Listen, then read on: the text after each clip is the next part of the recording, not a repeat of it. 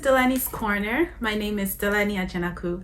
I'm a third-year psychiatry resident, and welcome back to the channel. For everybody that's been here before, thank you for coming back. I hope you subscribed, I hope you liked, I hope you shared, and I hope you reposted. And to everyone that's new, welcome, welcome, welcome. We love every additional person to this family. Please refer to the introductory video for more details about what we're talking about, what I'm about, why am I providing this information, and basically what the goal of this channel is, right? So welcome, we're all one big family. Please, before anything, subscribe, okay? Subscribe, like it, post, comment. I also have an Instagram, I have a Facebook, and I have a Twitter. So please reach out. All of that is going to be down here, and also it's going to be in the description box. Really just absorbing the good and bad and going with the flow. Healthy coping skills, like many people will say. There are many coping skills that we all kind of adopt as human beings as we get older. As you learn and you see things, and lots of people, their coping skills are maladaptive, which is basically, and for some people it's even dangerous, and substance use and like a whole bunch of other stuff. But there are some healthy ones, and of course the one I love the most is humor. You gotta laugh at life, laugh at things happening, and humor, you have to time it appropriately. And humor is not necessarily just like ignoring the situation, it's not necessarily shying away from the situation, it's not trying to avoid the situation, it's letting the situation happen, accepting that, you know, something happened, I feel a certain way, but you know what, I'm not going to take life too seriously, because if you do, you cannot come and kill yourself. Laugh, take a time, take a step back and just laugh a little bit and just let it go. Another component is altruism, and that is doing something for someone else that they would want done to them. It's two parts. You're doing it for someone, so you're giving out, you're going out of your way, and it should be something that they will also like. It's not something that like you're doing for somebody and you know they don't enjoy it, or you don't think that they're going to enjoy it, or it's going to hurt them. So it's just altruism is doing something for someone, they're also going to like it. Lots of altruism you find in like AA meetings, which is Alcoholic Anonymous, and that's basically like there's some people that like, you know, they have these sponsorships where they have a mentor, somebody that's looking out for them. So that's their way of giving back, is altruism. They're looking out for somebody in a way that the other person would like. Another component is suppression. Suppression and suppression and repression are two different things. Repression is you're ignoring the feelings that you're feeling. Suppression is you're acknowledging how you're feeling. So for example, somebody pissed me off. I'm gonna accept that I'm angry and I'm pissed off, but I'm not going to act out as extreme as I should be. So you piss me off, you said something that makes me want to punch in your face. All right, cool, that emotion is there. But then instead of punching your face or yelling at you, I stand there or I sit down or I walk away and I'm like counting from 1 to 10 just to kind of like de-escalate the situation. I'm not focusing on like how extreme the emotion is. Repression is you piss me off, but I'm ignoring it, I'm acting like it never happens, I'm just smiling and moving on. Suppression is good. It's a healthy way of coping. It's acknowledging that something happened, but not trying to focus too much on it, not trying to give it that much energy, not trying to give it that much power.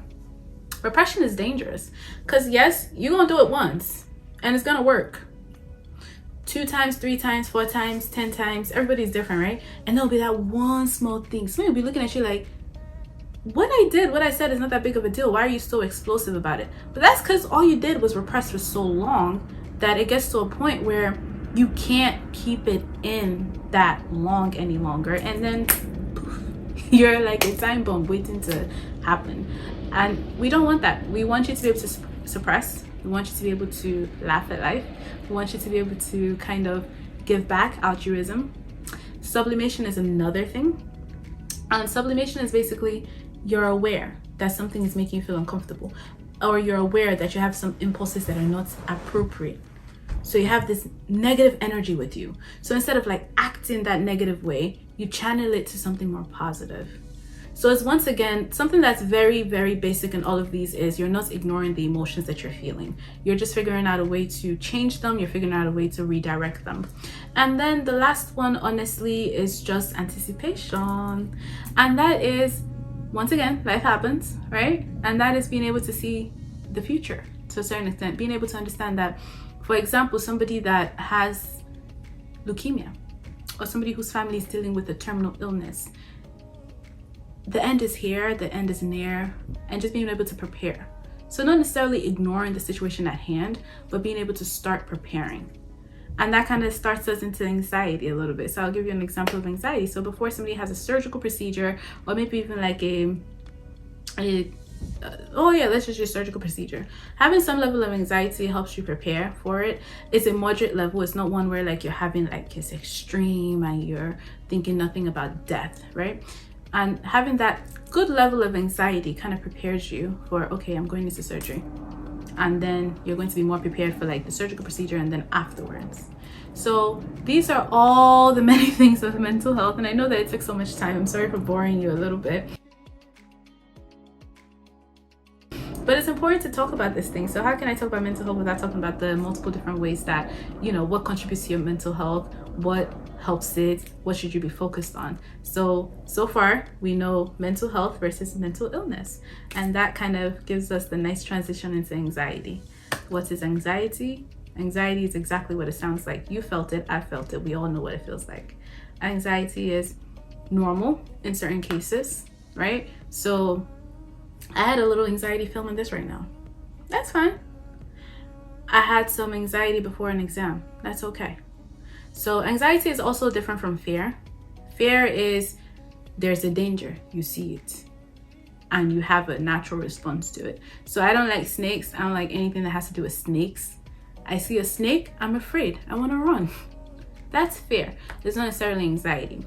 Anxiety is having this emotional response to something that's not here yet. It's something that could be here. It's something that may be coming soon, but it's not here yet. And that's what anxiety. And for anxiety, it's that nausea, it's that feeling like your throat is like maybe a little close. There's a knot in your throat. So for some people, they vomit a little bit. For some people, they need to go to the bathroom. For some people, they get really sweaty. Is your heart beating really fast? And these aren't things that like they're caused by an underlying medical illness. So it's not like you're having a heart attack. It's not like you're having like really actual like medical conditions that will cause you to be having a fast heartbeat. So these are things that you're aware that you're nervous. You're scared about something. And then your body is telling you also, hey, there's something going on. I'm nervous, I'm sweating, my heart is beating fast, my throat is kind of feeling all lumpy and closed up, and I want to throw up, or I want to use a bathroom, I want to go do number 2. That's all anxiety. And that's fine, because we've all experienced it at one point in our lives. But anxiety disorder is something completely different. Anxiety disorder is something that's very maladaptive. It's a very exaggerated response to a situation. It's pathological. It's not something that, you know, I just feel regular anxiety and then it comes and goes away. And all the time there's a duration to all of these things. How long has it been lasting? What triggers it? What's been going on? So anxiety disorder is a big world, guys. There's so many things that can cause anxiety. There's so many different names and tags that we can put on anxiety. There's general anxiety disorder. There's social anxiety disorder. There is phobias, which is basically like fears of specific things. There is obsessive compulsive disorder, which is not really like anxiety, but there are similar things. Then there's PTSD, right? PTSD is big, and I would like to put this here that like the concept of child abuse and not taking child abuse so seriously, especially child sexual abuse, is really, really amazing to me for some people, because having a history of child sexual abuse puts you at a lifetime risk of PTSD. So a child that was sexually assaulted as a child, right? For the rest of their life, they have an increased risk of developing PTSD. That's big.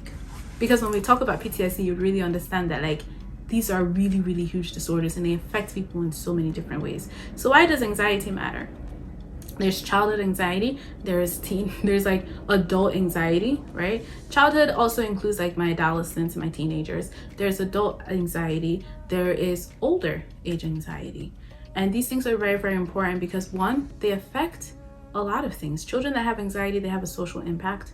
It affects their career goals in life. It affects almost to a certain extent, like what kind of career goals that they may have in life. It affects their social interactions. It affects their social experiences. Adults, it affects also their social experiences as well, and also career. So these are very important things to pay attention to, because these are things that are going to affect your relationship. They'll affect your work. And as previously said, and that's why I spent so much time on describing mental health, is that we're relational beings.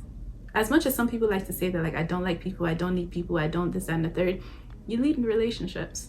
You may not need a lot of relationships, but relationships are important. So anxieties affect that. It affects your social interaction, it affects your job, it affects your career goals, it affects your being. And so it's important to talk about it. And it's not something that's uncommon. Statistics will show us that 1 in 5 United States adults have experienced one of the different kind of anxiety disorders. That's a lot. So we're gonna break it down to numbers. That means if 10 people were in a room, right? There's a higher likelihood that 2 people in that room have experienced a type of anxiety disorder before. And I dare to say that that's an underestimated number. So, excuse me. So that means that anxiety is affecting a lot of people and we need to do better. So, and that's what the next couple of videos will talk about. It'll talk about the different anxiety disorders. It'll talk about the treatments, and I'll give you a snippet, and I'll always say this in every single video. It's therapy and medication. We all need therapy. Figuring out the right therapist, finding the right therapist for you.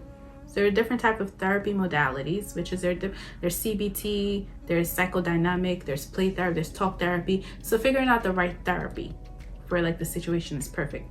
Having the right therapist is also an important thing. So that's very, very, very, very crucial. I need therapy, y'all.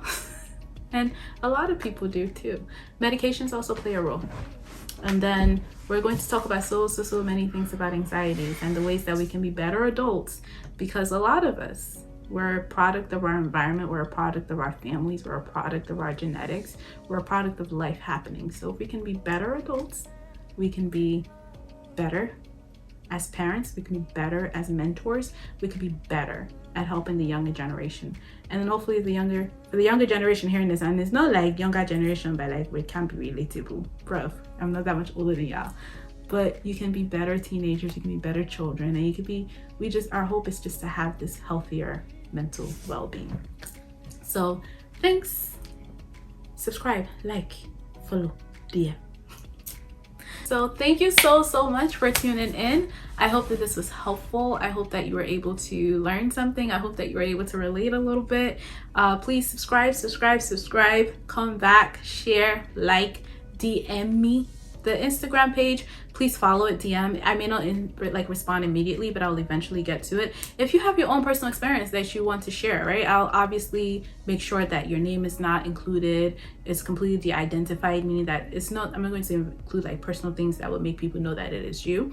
But if you do want to share your experience, because I think part of this community is to really emphasize that we're not alone. There's a lot of people going through this, and we need to normalize finding help and being expressive about this. So if you want to be a lot more collaborative and you feel comfortable sharing your private informations and experiences with me, please DM me. Please comment, like, give me feedback, what you want us to focus on, what you want us to talk about, what more would you like. I'm here for it. I'm down for it. The goal here is so that we can all be better. And the only way that I can know what you need is if you tell me, right? So I'll give you information and then you give me feedback. So thank you. I appreciate it. I love it. And I'm grateful. I'm so grateful that you're tuning in. So like, share, repost.